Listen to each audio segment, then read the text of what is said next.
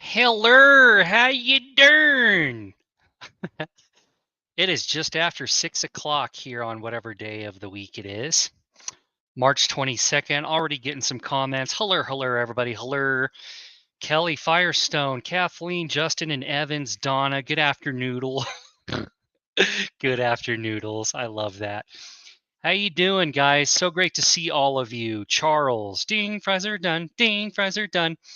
I have a lot to talk about.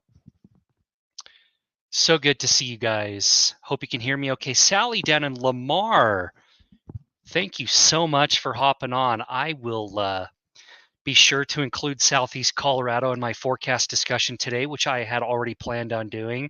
All right, guys, quick disclaimer before we get started. It really pains me to say this, but holy cow, did the Buffs put on a show today. Are you kidding me? What a game. So congratulations to all of you Colorado Buffaloes, you Buffalo Toes. What a phenomenal basketball game. My gosh. And I do have an affinity for Tad Boyle because Tad is a Greeley boy, and he was actually the head coach here at UNC when I was a student and helped coach UNC to their first and only NCAA tournament appearance when I was a junior in college, and we lost to San Diego State in the first round. So that was so much fun to watch. So again, congratulations to Colorado Buffaloes. I really hope you guys do well. For me, growing up outside of Boise, Idaho, I am a Boise State fan. So it sucks seeing us 0-10 in the tournament. And both teams, Colorado and Boise, in the play-in game sucked horribly, but CU sucked a little bit less. It was great seeing them play a much better game today, and just what an amazing victory. So again, congratulations to you guys. Hello. So many hopping on. Awesome. Love it. If you guys wouldn't mind giving this a like, share, and follow, if you wouldn't mind, this will help us reach more people. And also with the book face and how the algorithm works, every like, comment, and share pays your friendly neighborhood meteorologist. And I know many of you already know that. So I appreciate you guys so much with all the love that you show me. Adam, hey, Dad. Stop it. Joe from Lakewood, hello. Crystal, hello in Fort Morgan. Bree in, oh, yes. We're getting some Eastern Plains folks. I like it. I like it.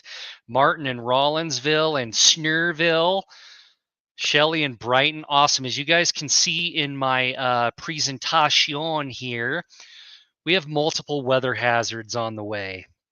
Not like Dukes of Hazzard, but actual weather hazards. And so I will elaborate on these in intricate detail. I will do my best to outline timing and potential impacts. I'll try not to make this too terribly complicated, but I know many of you love the live videos, you love the visuals, you love walking me through it step by step, and it in many ways is a lot more beneficial than just doing like a static post with pictures. So Huller and Calhan, Barbara, Kathy here in Greality, Mary Highlands Ranch, Linda Bennett, Allison also in G-Town, Angie Longmont, thanks so much. Dawn in Loveland near Boyd Lake. Kiowa in the house. Calhan, Nebraska. Western Nebraska Pantyhandle in the house. Thornton, the weather is always spicy in Falcon. Absolutely right. Milliken in the house. Dave and Golden, good to see you. Hugo in the house. Love it. Love all my besties hopping on. Great to see you guys. All right. I know you're busy. There's basketball going on. It's actually playing on the TV behind me. So I don't want to take up a lot of your time, but let's talk about this spicy storm that's coming in. So, as I mentioned, there are multiple weather hazards on the way, and let's start with Saturday. So, Saturday, gusty winds, elevated fire danger, and scattered thunderstorms mainly east of I-25. In southeast Wyoming, Nebraska, and eastern Colorado. And I'm going to switch gears real quick, and I'm going to show you guys what this looks like on the radar loop. I did my best to zoom this in. I know for some of you it's probably a little bit blurry. If you're watching me on a mobile device, turn your mobile device to the side so that you can see it on landscape mode, and that should help blow up the screen a little bit. Well, not physically blow it up, but make it bigger. And then, of course, if you're on a desktop, there's not much you can do about that. But this is a simulated radar image of what conditions could possibly look like here on the North American model. It's a high resolution model going out the next 60 hours or so. So as we loop this forward through tonight, notice there's not a lot going on. There's maybe some isolated showers up here in southeast Wyoming and the western Nebraska Pantyhandle.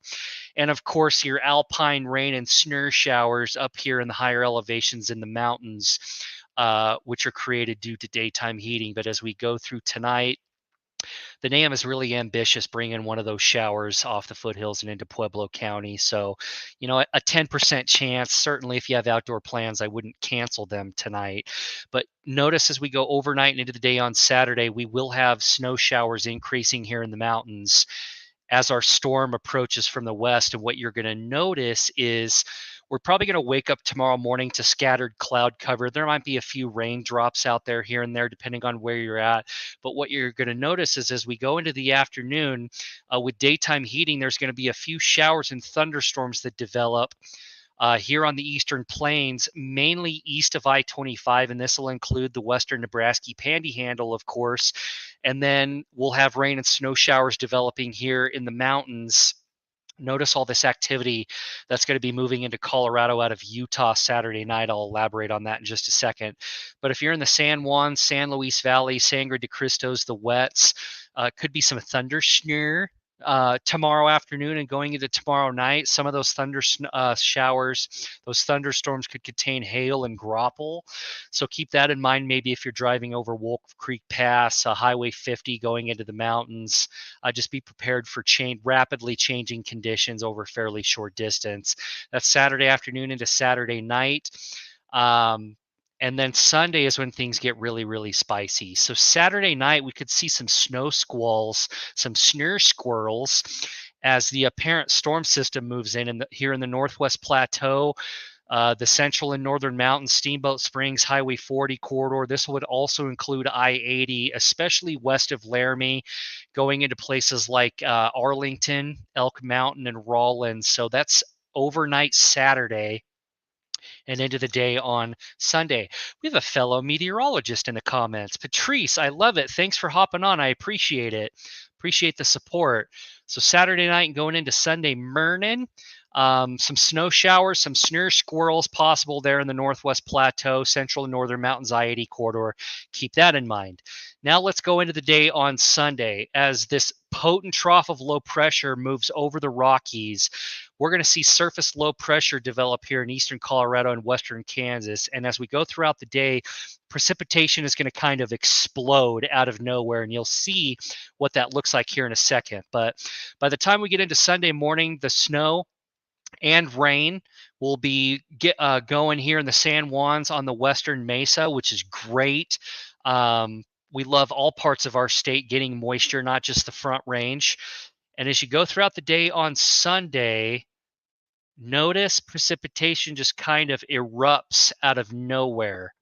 Sunday afternoon and into Sunday night as the surface low pressure deepens in eastern Colorado. Let me back this up. So the surface low is going to develop probably somewhere between Liberal, Kansas and Burlington, somewhere right here between Lamar and Garden City. As surface low pressure deepens, pressure drops. And you guys are going to, some of you who experience, chronic symptoms that are triggered by barometric pressure changes, if you haven't started feeling it today, you might start feeling it tomorrow. And if you don't feel it on Saturday, you are definitely going to feel it on Sunday. Surface low pressure develops, the pressure drops. Pressure drops contribute to height falls. Height falls contribute to ascending air at the ground. We need ascending or rising air in order for humidity or water in the air to condense into water droplets, form clouds, and then we get precipitation to fall out of those clouds. And then you will see rain and thunderstorms just kind of blossom Sunday afternoon as the surface low pressure deepens. And what you're going to notice is several areas of shower and thunderstorm activity.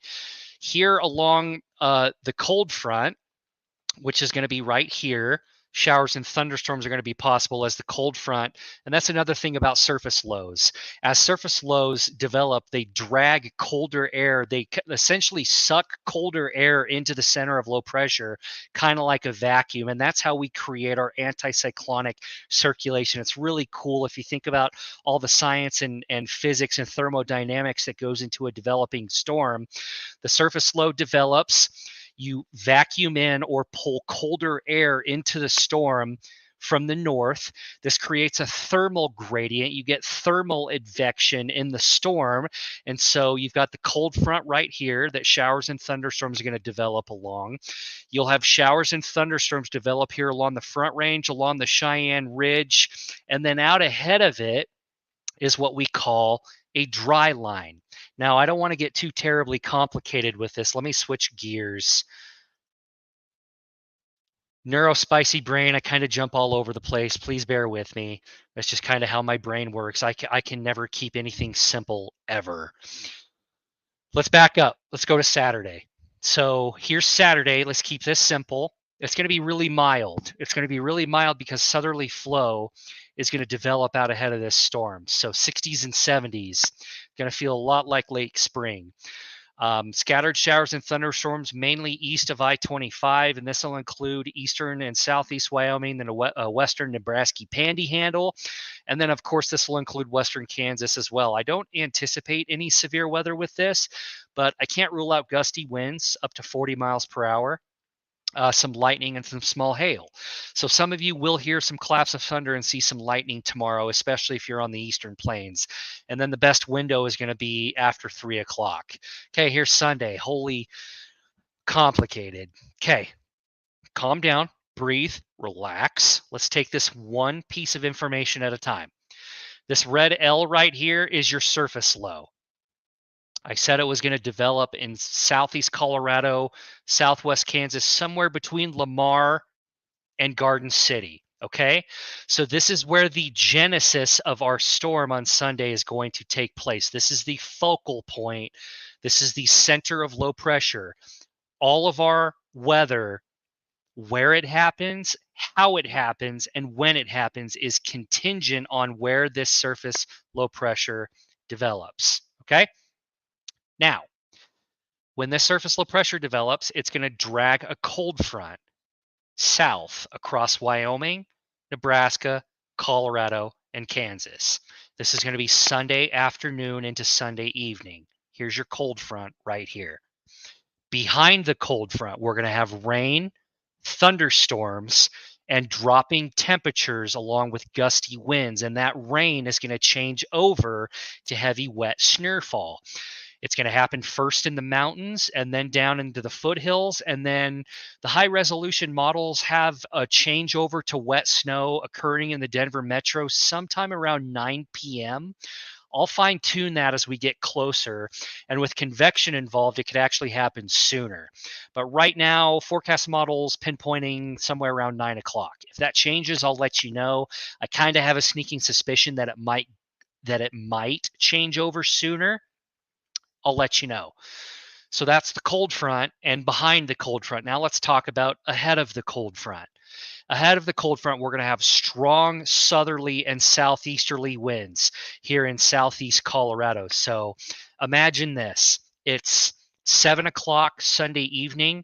You're here in Lamar. It's 75 degrees with a south wind gusting up to 50 miles per hour, and you have elevated fire danger. Travel 2 hours to the north and you get behind the cold front, and imagine wet snowfall and temperatures in the low to mid 30s here around Akron and Fort Morgan and Sterling along I-76. There's going to be a pretty crazy temperature gradient if you're ahead of the cold front versus behind the cold front. This is the kind of storm we're dealing with. It's going to be bonkers. Now, southerly winds out ahead of the storm also means fire danger. So if you're in southeast Colorado, southwest Kansas, don't be a dum-dum. As we have learned over the last couple of days, despite the fact that we are not in any kind of categorical drought, there are fuels out here that are still dry. So you should not be dragging chains. If you throw a cigarette out the window, for the love of God and everything that is holy, okay. You should not be dragging chains, throwing cigarettes out the window. Welders, I understand you have to make a living, but Saturday and Sunday is not the time to make that living. Okay? If you're going to weld, you need to be doing it indoors in a controlled environment where throwing sparks into the sagebrush or the cheatgrass next to your shop or your driveway is not going to catch it on fire. Okay? Anything that could cause a spark, please avoid it this weekend at all costs. I shouldn't have to explain why. Just please be mindful of your surroundings, use common sense. Let's help each other out, okay? And of course, if you see something, say something. But also, that's the cold front. We've talked about the strong southerly winds. Now, there's an additional part of this storm that's going to develop called a dry line. Strong southwesterly winds coming out of the southwest. Ahead of the dry line, winds are actually going to be coming out of the southeast. You get a southeasterly wind and a southwesterly wind, and they converge on a point called the dry line. When these two air masses of different moisture densities crash into each other along the dry line, they do so violently, and the only way they can go is up. So when you get two air masses that crash together like this and you get violent rising motion along the dry line, that is the focus and area of strong to severe thunderstorms. So I don't know exactly where this dry line is going to set up tomorrow. It all depends on the position of the surface low. However, if you are in far eastern Colorado, you're in the far southwestern part of Nebraska, or if you're in western Kansas, you need to be on guard for multiple hazards. Strong gusty winds, blowing dust, reduced visibility, elevated fire danger due to warm temperatures, gusty winds, and low relative humidity.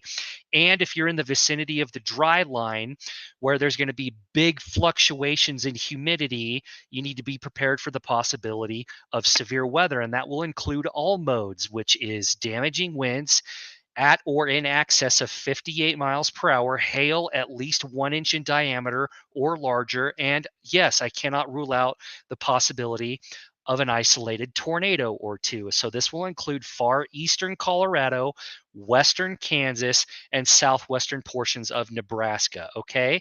And that is going to be in the vicinity of this dry line that I just talked about. I just decided to highlight a fairly large red area to just kind of take into account any kind of fluctuations that occur with the surface low. Okay, everybody with me so far? Let's go through the list. Temperatures will probably max out around noon-ish on Sunday, and then they're going to fall sharply behind our cold front, okay, as the surface low deepens. Rain and thunderstorms are going to be likely along and behind this front. Ahead of the front, I talked about blowing dust, reduced visibility, elevated fire danger, and strong to severe thunderstorms, which is going to favor east-southeast Colorado and western Kansas, okay? Rain is going to change to wet snow Sunday evening with accumulation expected in the Denver metro, the Palmer Divide, the mountains, the foothills, and possibly on the eastern plains. Now, I put this part of my forecast in capital letters because I cannot emphasize this enough. We are likely going to have sharp snowfall accumulation gradients due to elevation and possible convective snowfall. You guys remember Greeley and North Platte and our friends in Fleming, Colorado, which up until recently you guys did not know existed. Remember those three scenarios when we have this storm this weekend. So the best chance of accumulation here on the eastern plains is probably going to be in the vicinity of the surface low. So if you're along the I-76 corridor, Highway 34, which goes out to the Nebraska state line, if you're north of I-70, this general area here on the east and northeast plains, there is a possibility that rain and thunderstorms behind the cold front changes to wet snow, and you get some moderate to heavy wet snowfall accumulation out here Sunday night and into Monday morning, okay? I will discuss accumulation potential on Saturday. I would like to see a few more rounds and iterations of forecast model data before I feel confident talking about possible accumulation. Same thing here in the Denver metro. We're going to be getting strong northerly downsloping winds off of the foothills and off of the Cheyenne Ridge. So, sorry, if you're in Larimer County, if you're in Fort Collins, Loveland, Greeley, Weld County, that northerly wind does not bode well for snow accumulation up here in the northern front range. However, eventually, once you get into the South Denver burbs and up onto the Palmer Divide, that turns into an upslope wind due to wind blowing up onto the Palmer Divide, okay? So some snow accumulation potential certainly here in the foothills, especially in and south of Boulder County. Getting into the Denver metro, there's probably going to be a sharp snowfall accumulation gradient again between the northern front range and the Denver metro. Hell, there could be sharp gradients depending on which side of I-25 you're on. It's just going to be one of those kinds of storms. And then of course, you get into El Paso and Lincoln County, there's probably going to be a sharp gradient between the Air Force Academy, Falcon, and Black Forest as you go through the city and down into places like Fort Carson, Security Wide Field, Shriver, Space Force Base. There's probably going to be some disparities in accumulation over short distances there too. Pueblo Donut Hole is going to be Pueblo Donut Holing. And then some snow accumulation potential here on the Raton Mesa as well, and in the foothills and along the rim of the wet mountains, which again is going to be an upslope wind. Microclimates influenced by terrain here are absolutely fascinating, and I can guarantee every single new person that has moved here, first of all, welcome. Happy to have you. Other conservatives may not necessarily agree with that. They'll get over it. But if you're new here, I guarantee you had no idea what you were getting yourself into as far as climate and weather was concerned when you moved to our state. Well, you're going to learn today, or you're going to be learning this weekend. So multiple hazards are going to be in play this weekend, especially on Sunday and going into Monday. So I will discuss more in the way of snowfall accumulation tomorrow. I'd like to get another look at 12 to 18 more hours of forecast model data before we discuss it. But yes, there is certainly the potential for snowfall accumulation out here on the northeast plains, depending on your periphery to the surface low. And this is probably going to be influenced heavily by elevation. So anyone at and above 5,000 feet, probably the best chance for accumulation. Of course, getting into foothills in the mountains as well. And then, of course, if you're not under the influence of downsloping. Monday, going to suck. It's going to be windy, cold, raw day if you have outdoor plans. Good luck to you. Thoughts and prayers. But temperatures are going to be in the 30s, north winds gusting to 40 miles per hour. It's just going to be gross. And then we will see improvements after Monday, but then active weather pattern probably going to continue with another possible storm around the Thursday to Friday time frame. And then that storm's older brother getting here by next weekend with the potential for more rain and snow and wind. So I enjoyed a couple of days off, but it's going to be back to the grindstone and providing you guys with forecast information. I've already gone way over time, and there's some basketball games going on that I would like to get back to. I appreciate all of the subscribers, all of the donations, and of course, all of my local business sponsors that make this possible for a crazy kid from Eastern Oregon who just decided he was going to get a meteorology degree and build his own business. I cannot thank you guys enough. Happy March Madness. All of your brackets I know were already busted. Mine sure as hell is, but it's fine. We're fine. Everything's fine. Go Buffs. Be safe, stay healthy, take care of each other. Don't be dum-dums. And we'll talk later. Okay, great. Thanks. Bye.